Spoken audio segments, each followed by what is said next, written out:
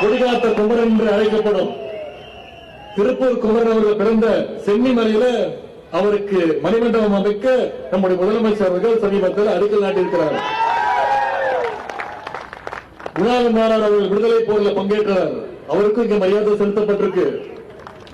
அவருக்கு மணிமண்டபம் வைக்க வேண்டும் என்ற இந்த கோரிக்கையை வச்சிருக்கிறீங்க. பல கோரிக்கைகளை முக்கியமான கோரிக்கைகளை இங்க சகோதரர் ராஜ்கோண்ட் அவர்கள் வச்சிருக்கிறார்.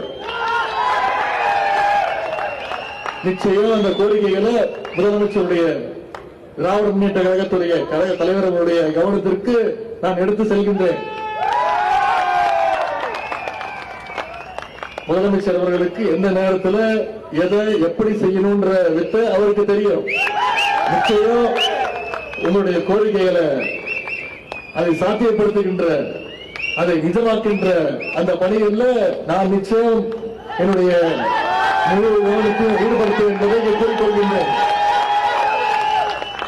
நான் இங்கு குறிப்பிட்ட அத்தனை வீரர்களும் தியாகிகளும் ஒற்றுமையுடன் இருந்து நாட்டுடைய விடுதலைக்காக போராடிய விடுதலை போராட்ட வீரர்கள்.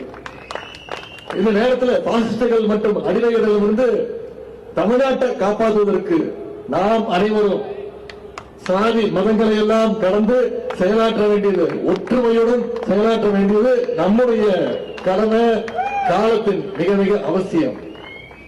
அதற்கு இந்த சமூக நீதி மாநாடு ஒரு